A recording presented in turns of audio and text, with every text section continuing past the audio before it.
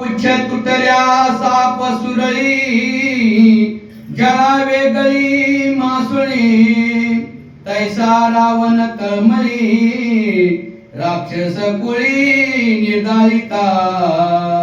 शांती ब्रह्म एकनाथ महाराज आज वर्णन करून सांगायले. बाबा हो, माणसाला खरा प्रसंग आल्यावर त्या माणसाची कशी अवस्था होती.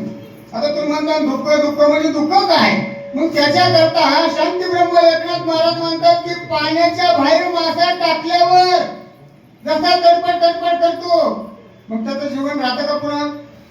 तेवढी अवस्था रावणाची झालेली. किंवा नागाचं शेपूट तोडलं, विचवाची नांगी तोडली, वीज राहिलं का. त्याप्रमाणे रावणाची अवस्था झालेली. आता काही शिल्लक राहिलं नाही, जाग्यावर असण्यावर तडपड करू लागलेला आहे. रणी मारिले नेनो किती उरली जय सैन्य संपत्ती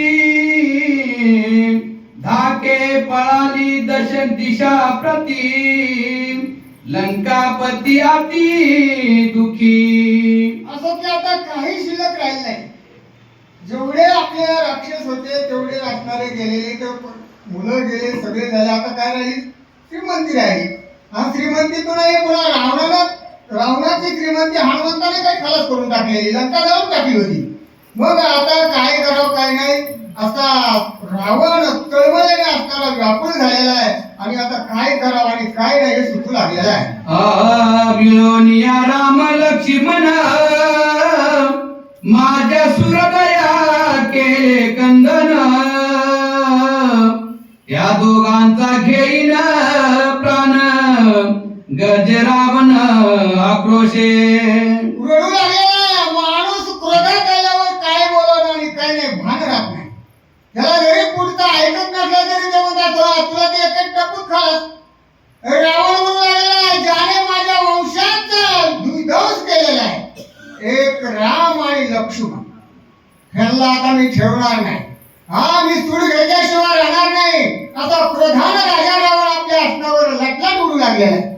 सांडून सैन्याची आस घालनी संग्रामाची कास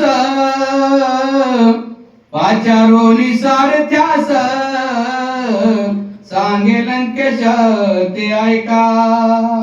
तर शांती ब्रह्म एकनाथ महाराज म्हणू लागलेले तर राजा रावणाला अनिवार्य दुःख झालेले. आणि दुःख झाल्यावर सांगितलं शळकेला जा सारथी घेऊन या माझा, सज्ज करा माझा रथ. आताच्या आताच ते असणारे मानव रूपी राम आणि लक्ष्मण यांचा निश्चय छेद करी. मिळनिया वानर नर सुहृदय मारिले समग्र माझे रोधिले असे नगर निशाचर गांधोनी. की आता मी त्यांना सोडणार नाही. ते वानर काय करणार आहे. अहो रावण सामान्य नव्हता, शक्तिवान होता, बलवान होता. आणि सगळ्यावर ज्याने सत्ता गाजवली होती, देव देखील असणारे त्याने बंदिशाळेत टाकलेले तर त्यांचे शब्द त्या रावणाचे आपले नाही. रावण जे बोलत होता ते सगळं सत्य होतं. असत्य त्याच्यात काही मानायचं नाही. त्याने सांगितलं की राम आणि लक्ष्मण माझ्या पुढे क्षणभर देखील टिकणार नाही. आता माझा रथ सज्ज करा असा रावण असणारा प्रधानला सांगू लागलेला आहे. त्या दोघांचा करावया अंत स्वय जातो संग्रामात शीघ्र सजोनी आणि रथ लंकानाथ अनुवादे. राजा रावण म्हणू लागला आता माझा रथ सिद्ध करा. माग पाहिलं पुढं कोणीच नसल्यावर कोण जाणार आहे. शेवट आता रावणाने विचार केला आता रणभूमीला जाण्याकरता प्रभू पुढे कोणी शिल्लक राहिलेलं नाही.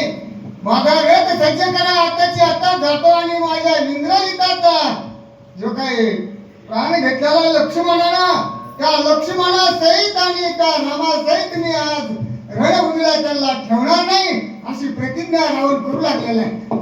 संग्राम वृक्षाचे मूळ जाण मुख्य श्रीराम लक्ष्मण सबळ दिंड तो सुग्रीव जान खांद्या संपूर्ण कपी मुख्य.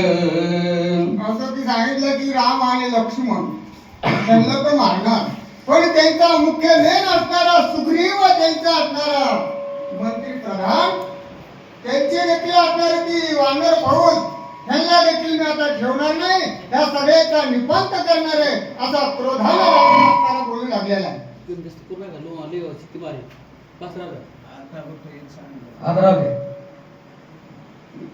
योधे वानर शाखा सरळ जनक जाते पुष्प फळ संग्राम वाढविते शिळ जान केवळ हनुमंता. आणि जर की रावण म्हणू लागलेला आहे की काय करणार आहेत ते माझ्या समोर असणारे शिळा पर्वत झाडं उचलणारे ते वानर माझ्या पुढे टिकू शकणार आहेत का? आता मात्र मी ह्यांना ठेवणार नाही, सोडणार नाही. आता रावण जागेवर बोलू लागलेला आहे. मनाचा विचार आहे त्याच्या